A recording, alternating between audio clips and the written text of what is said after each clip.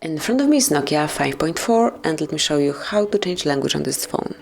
So first of all, you need to open the list of all apps, smoothly slide up to Enroll It, then go to Settings and select System. And if you want to change date and time, just mark date and time. And as you can see, you can either use automatic date and time, which is network provided time, or you can turn it off, and here you can pick date and time manually by yourself. As you can see, from now on it's up to you what date and time it currently is.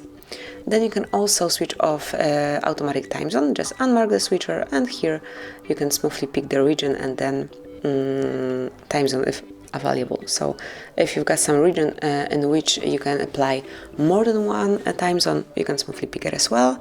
And finally, you can also manage time format. So you can either use local default, or you can pick 24 or 12-hour format clock accordingly to your needs.